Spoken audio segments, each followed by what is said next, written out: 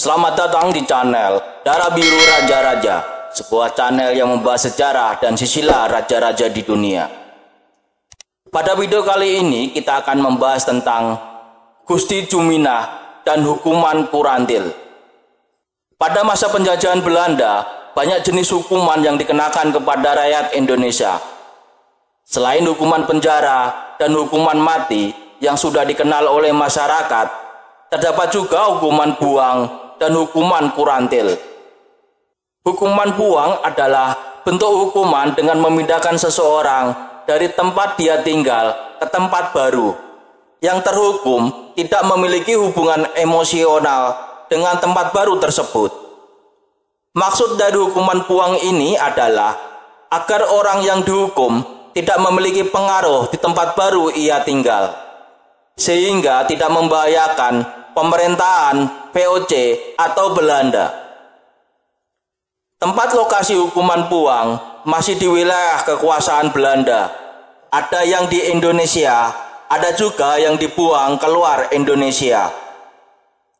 Beberapa tokoh yang pernah mendapat hukuman buang adalah Pangeran Mangkunegoro, Susuhunan Pakubuwono VI, Sultan Hamengkubuwono II, Pangeran Diponegoro, Raja Jakob Ponto, dan Cut Nyadin. Pangeran Mangkunegoro dari Kerajaan Mataram dibuang ke Pulau Sri Lanka, kemudian ke Afrika Selatan sampai beliau wafat. Susuhunan Pakubuwono ke-6 dari Kasunanan Surakarta dibuang ke Pulau Ambon sampai beliau wafat. Pangeran Diponegoro dari Kesultanan Yogyakarta dibuang ke Manado, kemudian dipindah ke Makassar sampai wafat. Raja Jakob Ponto dari Kerajaan Siau dibuang ke Cirebon sampai wafat.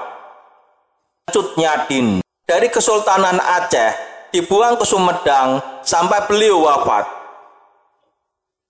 Hukuman kurantil adalah hukuman tahanan rumah. Seseorang yang dihukum kurantil dilarang untuk meninggalkan rumah. Aktivitas sehari-harinya hanya di rumah, dan batas luar aktivitasnya adalah pekarangan tanah rumahnya. Seseorang yang dihukum kurantil mendapatkan uang tunjangan hidup dari kerajaan atau pemerintahan Hindia Belanda. Beberapa tokoh yang mendapatkan hukuman kurantil adalah Pangeran Juminah dan Pangeran Surya Mataram. Pangeran Juminah di masa muda bernama Gusti Raden Mas Pratesto. Dia putra kedua dari pernikahan Hamengkubuwono ke-7 dengan Gusti Kanjeng Ratu Hemas. Juminah diangkat sebagai putra mahkota menggantikan kakaknya Pangeran Akhadiat yang wafat pada tahun 1893 di usia 17 tahun. Hamengkubuwono ke-7 menunjuk Raden Mas Pratesto alias Pangeran Adipati Juminah yang telah berusia remaja pada tanggal 9 November 1893. 5 hari kemudian Pangeran Juminah dikirap keliling Yogyakarta menggunakan kereta kencana, duduk di samping Hamengkubuwono ke-7. Sepanjang perjalanan, rakyat mengeluh-ngeluhkan putra mahkota yang baru. Belanda sebenarnya telah merencanakan agar raja menandatangani kontrak politik yang isinya memberi keleluasaan lebih besar pada Belanda dan makin mengerdilkan peran keraton. Raja tidak ubahnya hanya mirip seperti pegawai pemerintahan Belanda. Namun, saat Akhadiat dilantik, ia baru berusia 10 tahun. Sedangkan Hamengkubuwono ke-7 yang keberatan berdalih bahwa kontrak adalah wewenang penggantinya. Pangeran Juminah dianggap sudah cukup umur, sehingga disuruh menaikkan kontrak baru tersebut. Setelah mempelajari pasal-pasal dari kontrak politik atau Crown Prince Verklaring, Pangeran Juminah keberatan atas 5 hal yang ada di kontrak politik tersebut. Kelima pasal yang membuat Pangeran Juminah keberatan adalah 1. Pemberian hak bangun atau obstacle kepada pemerintah kolonial. 2. Pengambil alian hak dari penguasa pribumi bagi monopoli penjualan garam di Kesultanan Yogyakarta dengan kompensasi berupa uang yang dibayar tahunan. 3. Pengambil alian hak dari penguasa pribumi bagi monopoli penjualan candu di Kesultanan Yogyakarta dengan kompensasi berupa uang yang dibayar tahunan. 4. Ketentuan yang lebih longgar mengenai sewa menyewa tanah bagi kepentingan perkebunan atau onderneming. 5. Kesanggupan pewaris tahta Kesultanan tidak menarik pajak baru bila nantinya menjadi Hamengkubuwono ke-8. Pangeran Juminah menolak karena pasal-pasalnya yang sangat merugikan. Akibatnya, kontrak itu dibiarkan terkatung-katung bertahun-tahun lamanya, sehingga menyebabkan hubungan pemerintah dengan keraton menjadi tegang. Pasal-pasal yang disodorkan untuk ditandatangani Pangeran Juminah berbeda dengan apa yang diteken Raden Mas Gusti Saidin Malikul Kusno dari Kasunanan Surakarta. Raden Mas Gusti Malikul Kusno menandatangani kontrak politik pada 25 Maret 1893 di Kasunanan Surakarta. Dan kontrak politik ini menandai penetapan Raden Mas Gusti Saidin Malikul Kusno sebagai putra mahkota, calon susuhunan Pakubuwono ke-10. Belanda menjadi curiga pada Juminah. Kecurigaan makin menjadi-jadi setelah mendapati bahwa Adipati Juminah sering keluar dari keraton menuju ke berbagai makam dan tempat-tempat tertentu untuk menyendiri dan bermeditasi selama berhari-hari. Tempat favoritnya adalah Astana Pajimatan Imogiri, terutama di komplek Astana Kasuwargan, yang merupakan peristirahatan terakhir Hamengkubuwono I, seorang tokoh penentang Kompeni Belanda dan pendiri Kesultanan Yogyakarta yang sangat dihormati. Bila Pangeran Juminah bersemedi ke pantai selatan, ia berangkat sendirian tanpa pengawalnya. Kebiasaan ini di mata residen Belanda sangat aneh dan mencurigakan, terutama karena 1. Pangeran dianggap melawan adat keraton karena baik raja yang berkuasa maupun putra mahkota biasanya tabu mengunjungi Imogiri. Pangeran bahkan kedapatan melewati Gapura Gading yang seharusnya tidak boleh dilewati raja dan calon raja karena digunakan untuk mengantar kereta jenazah raja yang meninggal menuju Imogiri. 2. Pangeran Juminah dianggap akan memberontak karena mengacu pada aktivitas Pangeran Diponegoro dan Pakubuwono ke-6 dahulu yang menyusun kekuatan dari daerah selatan.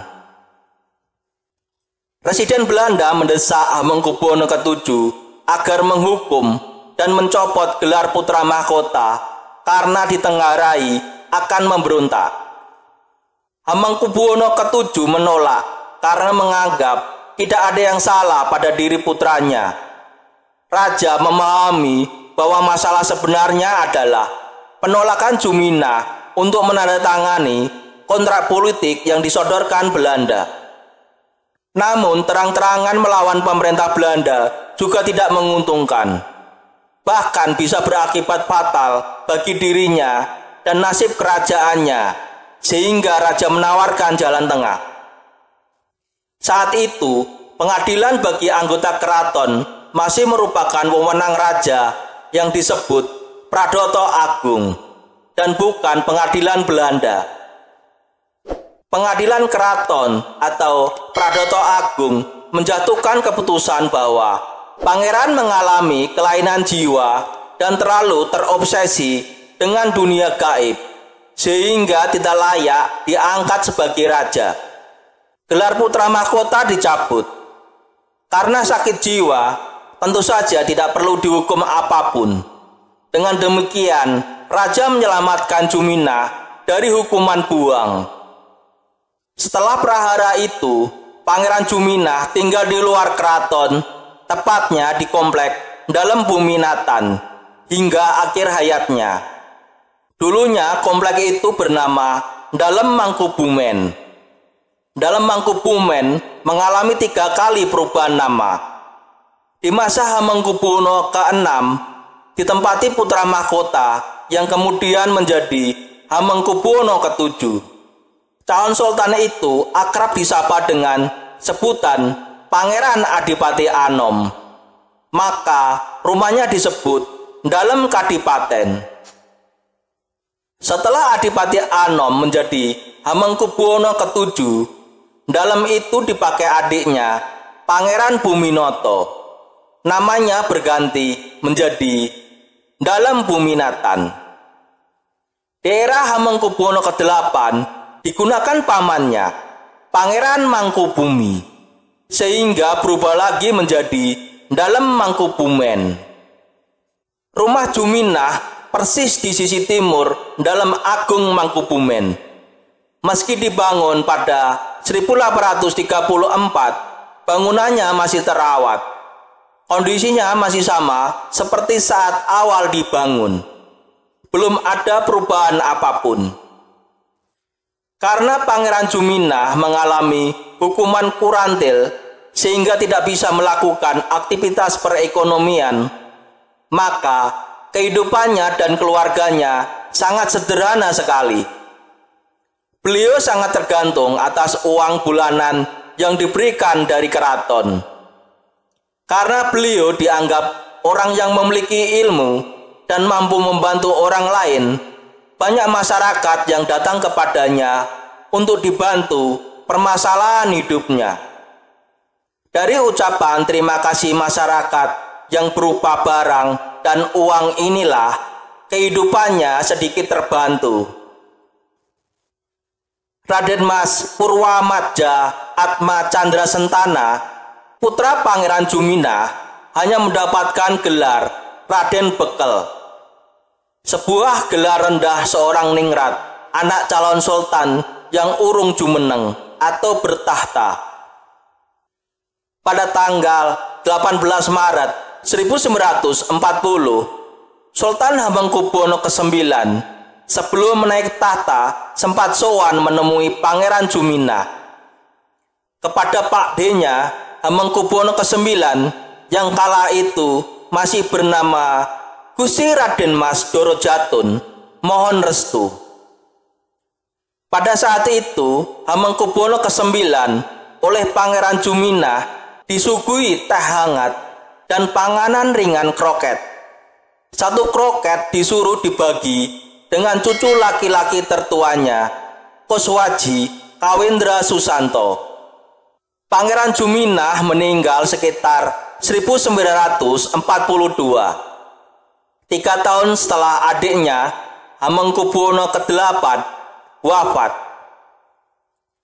Meski pernah menjadi putra mahkota, saat meninggal, Pangeran Juminah tidak dimakamkan di komplek Imogiri seperti kakaknya, Gusti Raden Mas Akhadiat, dan 2 adiknya, Gusti Raden Mas Putro, serta Hamengkubuwono ke-8. Pangeran Juminah dikebumikan di Astarengga, Kota Gede, komplek makam kerabat Keraton Jogja yang dibangun Hamengkubuwono ke-8. Bangunan makamnya cukup sederhana. Di depannya ada 3 nisan ketiga istrinya, Raden Ayu Murtiningrum, Raden Ayu Hadiningrum, dan Raden Ayu Sasmintaningrum. Demikian video tentang Gusti Juminah dan hukuman kurantil. Semoga bisa menambah wawasan dan ilmu pengetahuan bagi yang menonton video ini. Sampai jumpa lagi di video berikutnya. Terima kasih.